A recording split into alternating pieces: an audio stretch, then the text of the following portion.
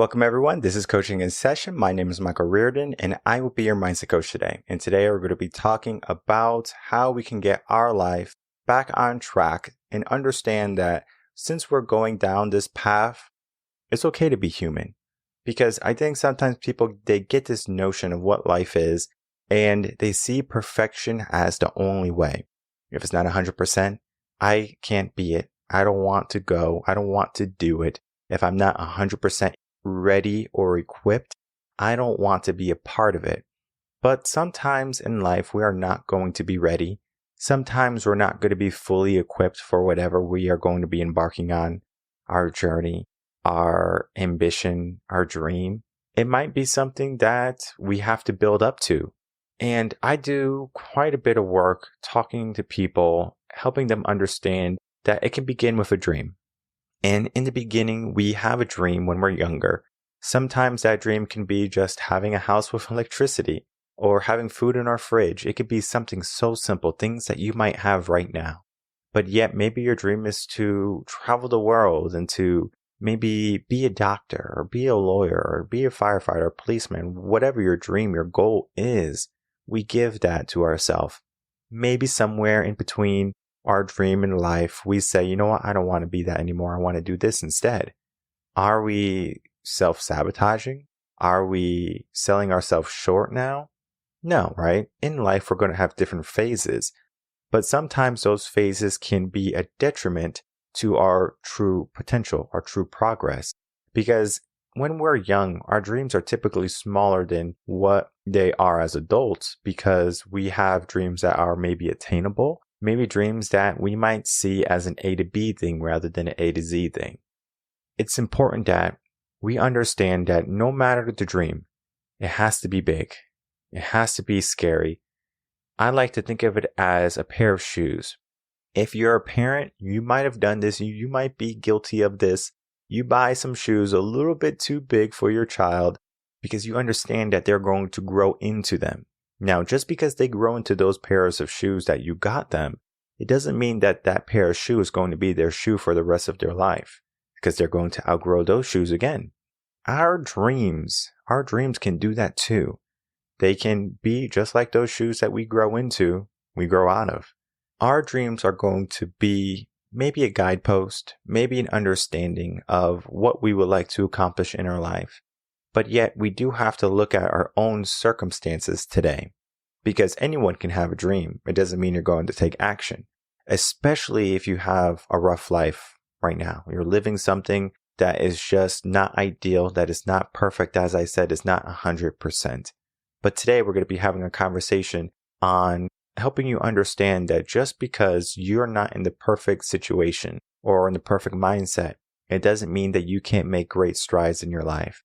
So today I'm going to be bringing on a coach. She's going to be helping us understand her journey, her life.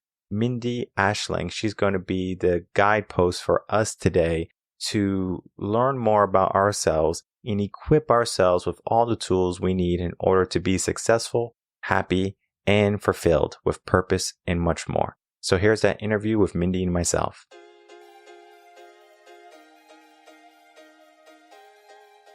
Welcome, Mindy Aisling, to Coaching in Session. How are you doing today? I am doing well. Thank you so much for having me. Of course. Today we're going to be having you on as a life and leadership coach. You do so much more than that, and we're going to be talking about your history, your journey, and how you help people. But I do want people to understand that when it comes to finding the right coach, when it comes to finding the right person in your life, you need to understand that everyone has their own experiences in the world. And today we're going to be looking at your upbringing, looking at your circumstances that kind of got you into the field of life coaching and leadership coaching, because you do have a unique story. And I want to share that with the world because it's going to give people a sense of hope, a sense of that they can too overcome what they have went through in life. In your own words, can you tell the world who you are, what you do, and how you help them? My name is Mindy Aisling, and I am a life and leadership coach, as you said. I am certified by the International Coaching Federation, and I'm also a licensed mediator, which really goes hand in hand because we deal with a lot of the same communication types of skills. So I'm really happy to bring both of those together. And I've been coaching since about 2010. I absolutely love the work. A lot of the work that I do is grounded in authenticity because I have found both with myself and with my clients that when we know who we are and we own our own stories, that is when we are the most powerful in our life.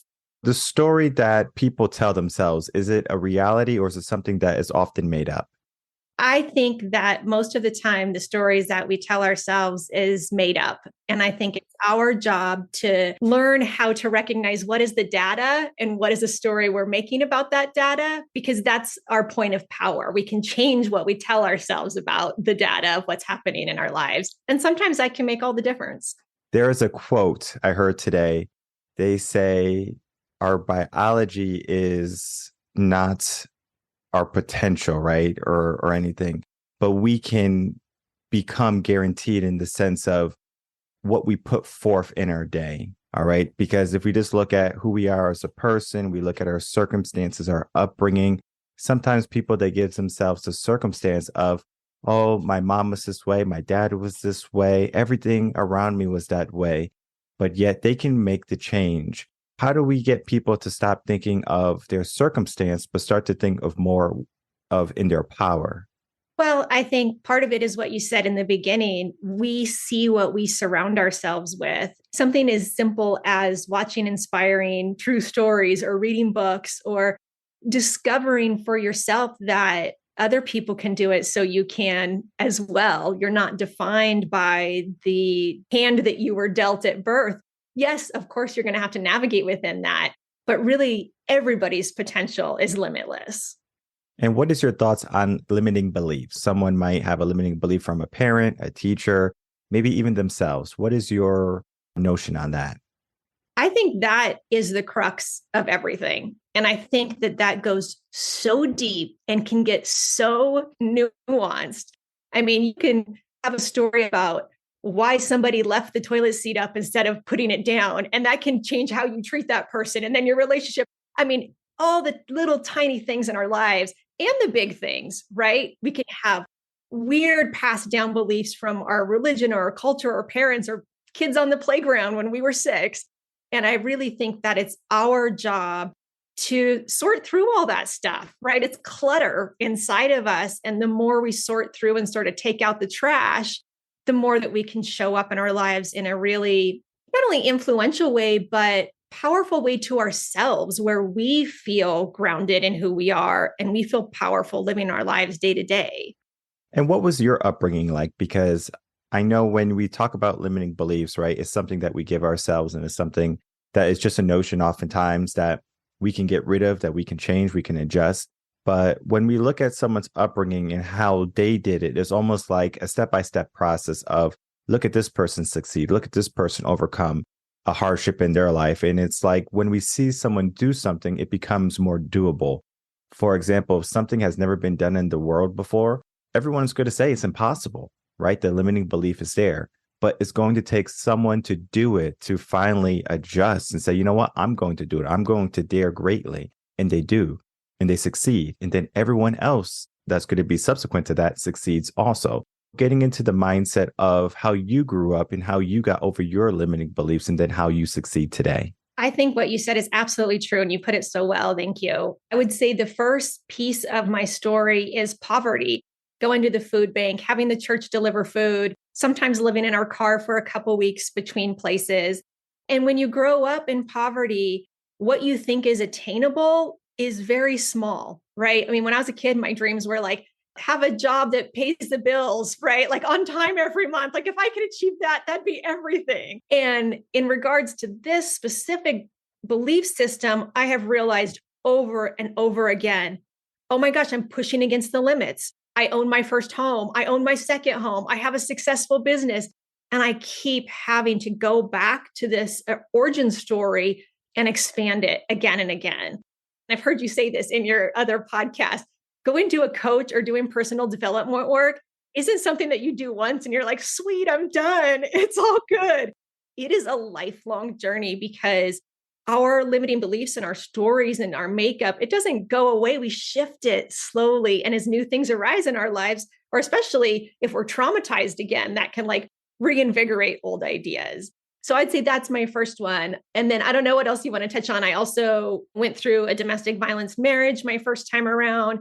I was in a car accident that left me in a hospital bed for 3 months. I've had these traumas every decade of my life. And yet I still find myself sitting here at 44 being grateful for everything. And I think all of us have that opportunity, right? It's like, does your trauma break you open or does it make you close down? And that's the difference right there, right? I think when someone sees someone else had a trauma, they can say, oh, it's okay to have issues or problems or to be in this circumstance. Because sometimes I think it's like, I made a mistake, I tripped, I have fallen. They're almost embarrassed to take further action. They don't want to make the calls. Fear stops them. And the call doesn't just have to be to business. I'm talking about life. Yep. Because life is calling you every single morning when you wake up. Do you hit the snooze, right?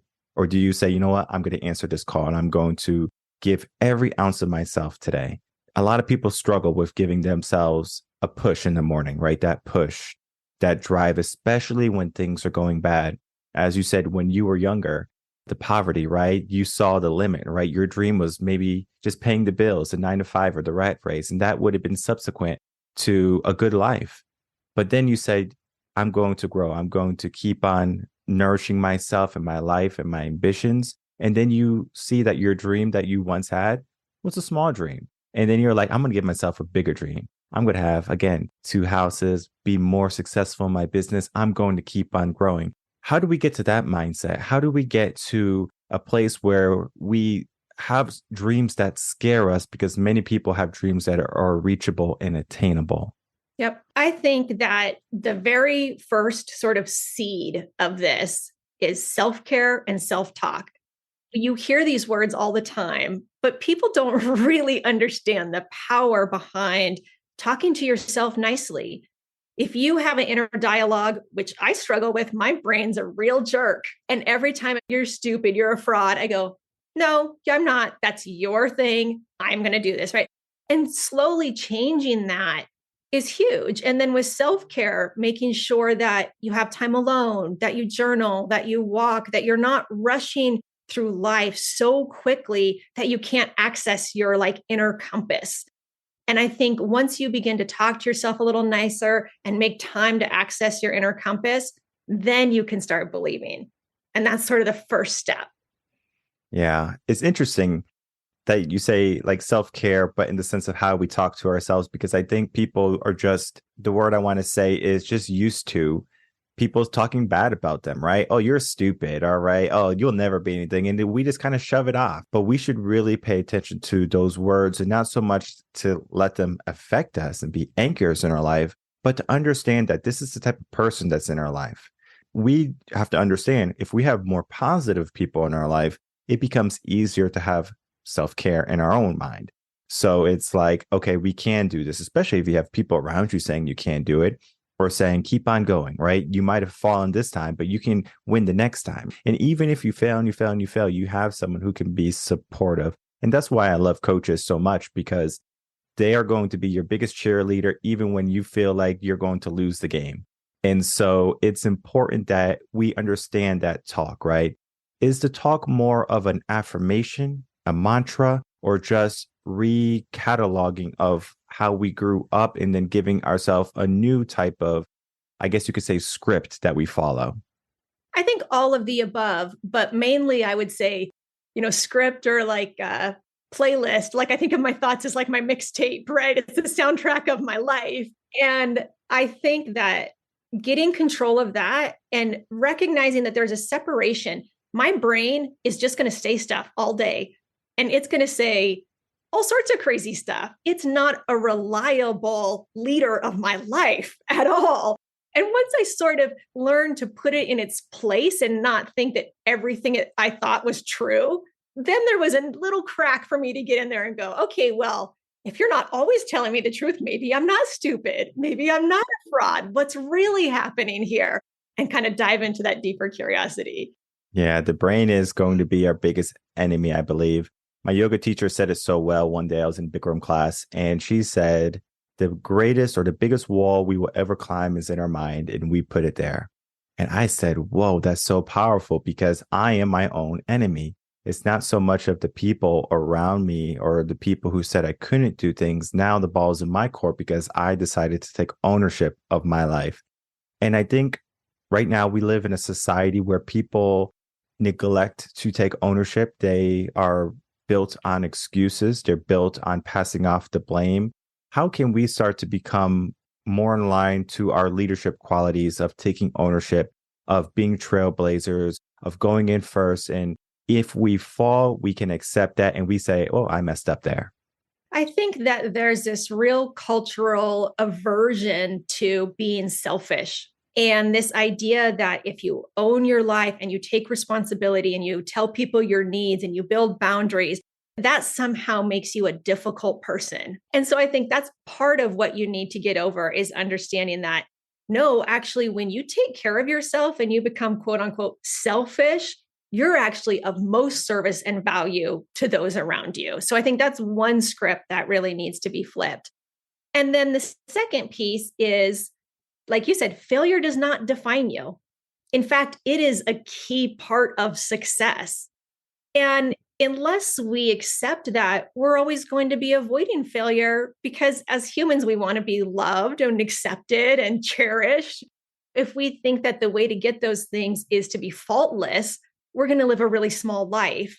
But once we realize that, oh, it's actually how I get back up, it's my resilience that turns other people on and opens doors, then all of a sudden we can have a very different path. Early on, when I started my coaching business, people would have a hard time with that, right? Just looking at, oh, let me fill up my cup first and then I can help everyone around me because they thought it was selfish. They said, this feels selfish to me, especially parents. Parents mean well. I know you love your kids. You want to put them first, and I want you to put them first. But you would do so much better if you are as close to 100% as you could be. Sometimes you're not going to be, especially with kids. You never know. They could be sick. They can have a lot of things going on in their life, especially teenagers. There could be a gambit of issues. But if you can show up in your day, they're going to show up in their life too. Because what kids do, whether we want them to do it or not, they look at our life as a parent, as a teacher, as a coach. They look at you and they say, okay, this is the person that's going to be educating me, teaching me, supposed to be guiding me. If you are a person who's disheveled, you're unorganized, they're going to see that. When you're asking them to take out the trash or to do something, they're going to say, why? You don't even show up in your life. And when we apply that bit of self-care, right, that 100%, we are going to give the appearance and then also the action of showing up.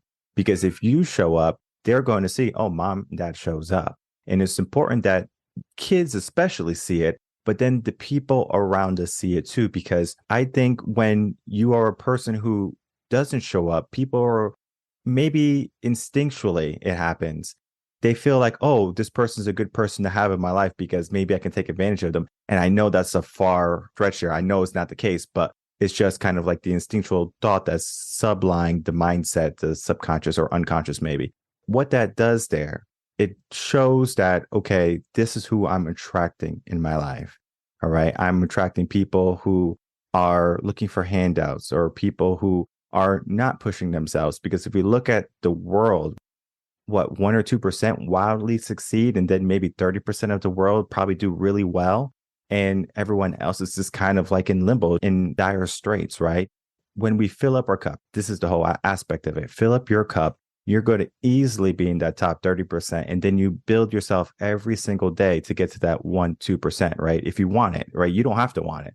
Some people are very happy being a stay-at-home mom or just having a family, living in a cabin with a cat and a dog. It depends on what success is for you. And so I wanted to ask, what is success for you? What does success look like in your life? And what were ways that you started to achieve it early on, maybe in your 20s and then 30s? I would say now to me, success looks like flexibility, the ability to go with the flow and sort of lean into when I'm feeling creative or lean into when I'm feeling a certain way, because that's when I'm at my most powerful. And also flexibility to be with my son and my husband, my family. That's a huge important thing for me. The second thing is I've always been a seeker, and I've always thought that human beings were just the most fascinating thing. Anytime that I can have work that aligns with philosophy or personal development or growth, or work with other people and talk to other people about those subjects, that's what lights me up. That's another piece of success for me. And then I would say just my close relationships, inner circle, friends and family, and having the time to show up in those spaces. And I think that that definition took me a long time to develop. Coming out of my childhood, my definition of success was being safe, having four walls, having enough food.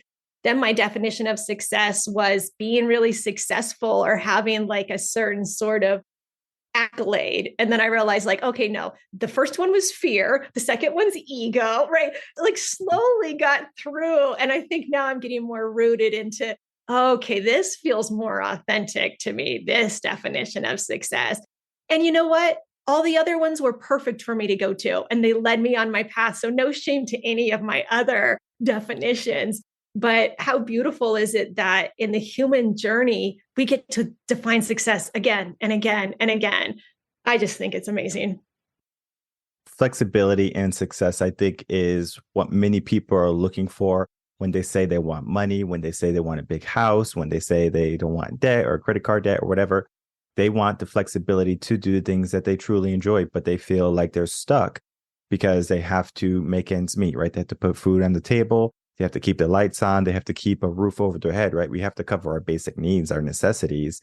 And so we do that to a level. And the brain does something amazing. And it's not really amazing because it's actually like a detriment to success.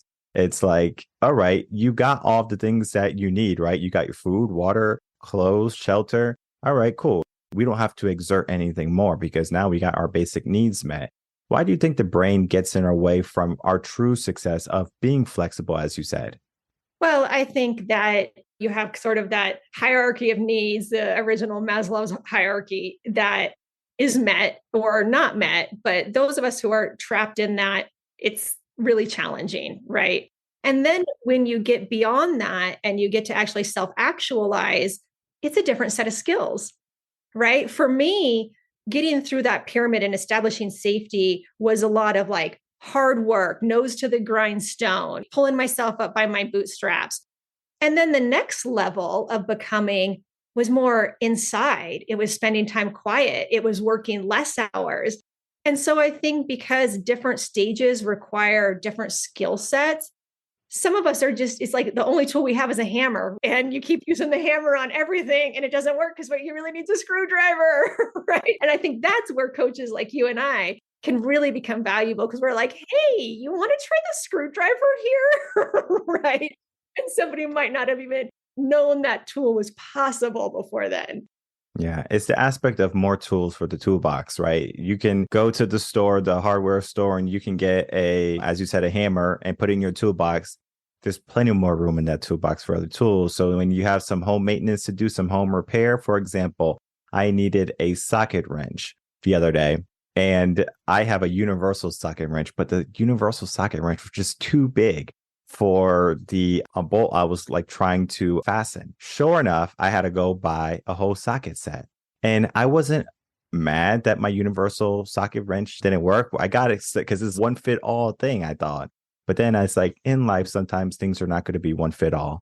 As much as you want it to be, as much as you wish that everything was perfect, you wish your hammer can do all the things a screwdriver can or a drill can. But sometimes you need to have those different tools. And sometimes we have to have a different mindset to navigate how we're thinking, because our mind can go down some of the darkest paths in our life. When you were young and you saw your poverty, sleeping in your car, right? Your mind might have been down a very dark path. It could have been, right? I'm not saying it was because I don't know your full history, right? I don't know what you went through. But sometimes people, they see that dark path and they say, what's the point?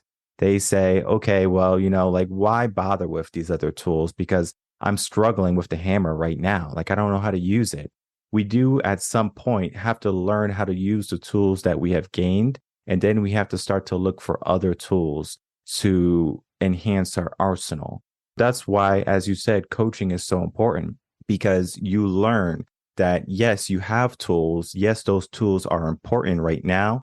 We can learn how to use them better. But then let's start to add these other tools in our life, right? And it could be small changes. It's not like we're going in and we're doing an overhaul of your whole entire life to try to make you this person that maybe is far from what you really truly want. Because in a sense, people don't really know what they want. We were saying, we're growing up in our 20s, the accolades, the house, the car, everything, right? But then when we're older, we're like the family, the flexibility, that becomes more important for us there. And I think that's a huge aspect to coaching. But there's a fallacy of coaching, right? Number one, it could be expensive. Number two, it's like therapy on steroids or whatever. It's like, what do we do to help people understand that coaching is not just something where you go talk to somebody, but where you go to somebody to implement massive action in your life? I think that shift is changing culturally, especially with the younger generation. And when I mean that shift, I mean understanding that I don't wait till I have to go to the doctor and the doctor gives me drugs. I go to the gym, I do yoga, right, like it is pre-care. And there's no shame about that. It's an investment in self. And I think the same way, whether it's psychologists or therapists or life coaches, that's becoming more normalized as something that you just do to have a good life. Because when you're stuck in your own brain, you can't see your own brain, right? It would be like trying to get dressed for work without a mirror. How great would that work? It wouldn't work very well, right? Well, you're getting dressed for your life. You need a mirror there. And that's what a life coach or talk therapy provides you, is that mirror so that you can brush your hair and put your lipstick on and look great or feel great going out into your life. That is a great analogy, right? You are preparing for life and you need that mirror, that reflection to say, okay, am I going out disheveled or am I going out as $1,000,000? It is so important that we have that there. But yet, even then, someone might get coaching, right? I want to change my life. It's similar to New Year's resolutions. They are gun ho about it, but then they start to fall off. How do we keep people on track to their goals and potential? So, first, I would say if there's someone who is a client seeking a coach, interview a lot of coaches. Find somebody who your gut is like, I feel this person, because that match is the most important. And there's no shame in that. Like if someone's not a match for me, that's great. That's fine. They're a match for, it doesn't mean it doesn't reflect on me poorly or them poorly, right? So like find your match, because that makes all the difference. And then I think it's up to us as coaches to help our clients understand, okay, hey, look, this is how it's going to be. You're going to go on a high for a couple weeks. Then you're going to think you're wasting your time. You're not going to want to show up to session. But when you show up, it's going to be the most powerful session you had. Then you're going to be on a high again, right? And help them understand that this personal development journey isn't a linear line. It's a squiggly line that goes all over the place and has the vast spectrum of emotions. And that doesn't mean it's happening wrong. It actually means it's happening right. There was a client I had, he was having some issues, and we had developed a whole plan, a whole thing that we were going to implement. And the first week was really good. Second week was pretty good. But the third week, right? It was like, oh man, like I'm falling off. And he was having a hard time. And so when it was time for the coaching call, it was like, like I really don't want to do it because I didn't do what I was supposed to do. And it just turns out that coaching call was not about our goals, our ambitions. It was just talking about how we feel, right? Like, how are we adjusting? What type of problems do we have? And it was more of a conversation, more so than of, all right, these are the things we have to do.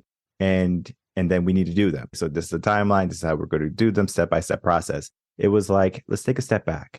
And it's important when you have a coach that they can take a step back and they can say, okay, I see where you are right now. You might be a little bit tired. You might feel a little bit down for some reason. Let's be where you are today rather than where we think, or rather I think you need to be. And I think that makes a great coach, or the difference from a good coach to a great coach. They can see their client and they can say, I understand where you are today. Let's work on that part of you. Yes, I love that. I always tell my clients, every week we're going to make a homework assignment. And if you do it, great, you're closer to what you want. If you don't do it, great, because we just found something behind that. And that's something, whatever it is, tiredness, overwhelm, procrastination, that shows up in a lot of areas of your life. So that gives us the chance to sort of peek behind the curtain and go that level deeper and really address what's stopping you from getting your goals. Because we thought it was this, but when you didn't do your assignment, it let us know that it was something else, which is great information. Yeah, it's like when you're younger and you get a bad grade or something. I don't know if you ever got bad grades when you're younger. I got a lot. And it was always like I had to go home and get it signed by my parents. And I was always afraid to get it signed because it was just like, oh, what are they going to think of me and stuff like that? I'm going to get punished. I really didn't get punished, but it was something that I didn't want to do. But yet, like I hope they can come to me with any grade that they get and we can look at it and say, okay, well, we didn't succeed here, right? We didn't get an 80 or whatever is our minimum. And we can work on those last 10 points together. Let's see where you need some help. And I think perfection is often the crux in many people's life, right? If they can't make it perfect, if they can't do it when they feel ready, that stops them from saying, you know what, I'm going to take action because I'm not ready. I'm not at 100%. They say, well, I'm going to wait until I'm 100%. And I wanted to get into the last question, the fallacy of time.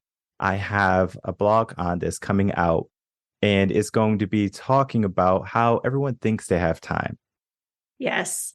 Well, I can loop back in my accident here because that really did it for me. I was driving in the middle of the afternoon at 2:30 with my husband and my son, and an intoxicated driver crossed the center divide and hit us head on. I was airlifted to the trauma center where I was in a hospital bed for 3 months, and I almost died. Like I should have died. I've had doctors say over and over again, oh my gosh, right? How did you survive this? And what I can remember the most when I was sitting there, recovering in the hospital was just what you said.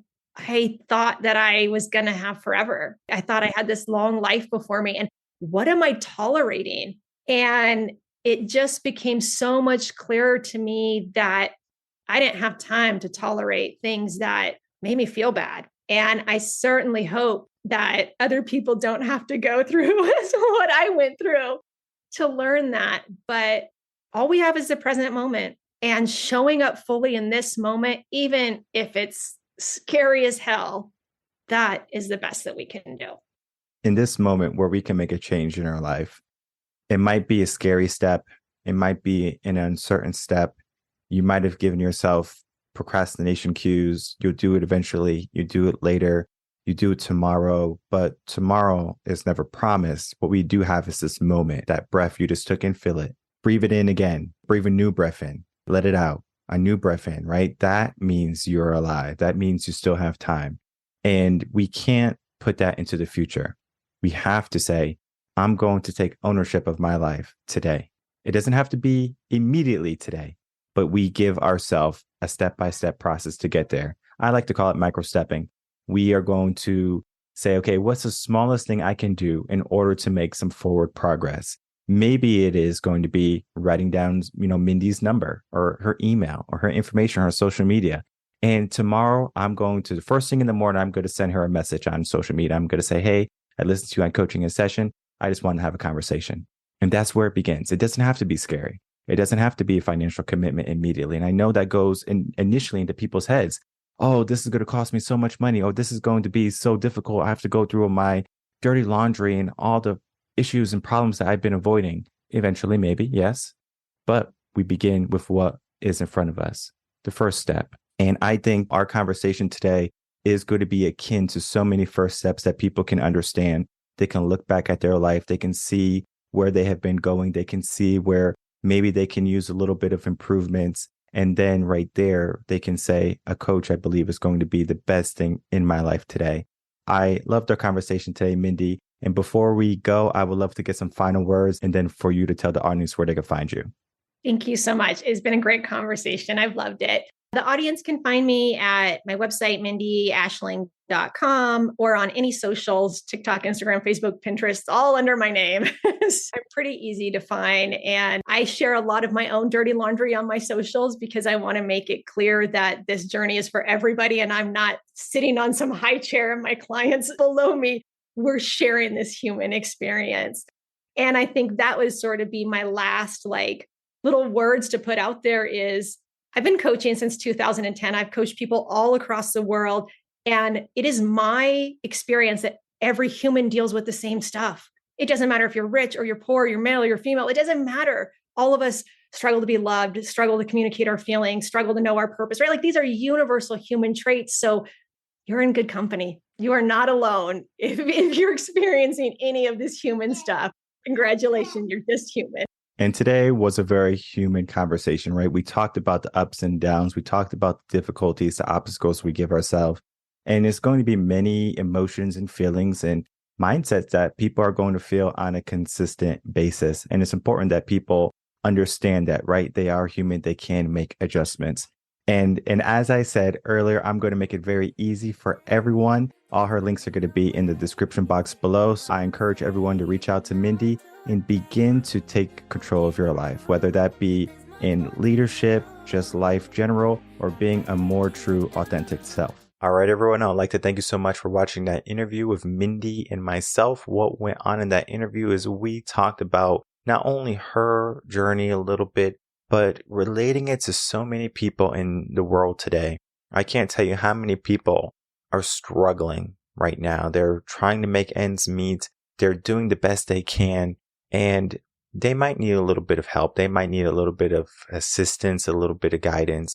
What I do here in Coaching in Session is a multifaceted thing.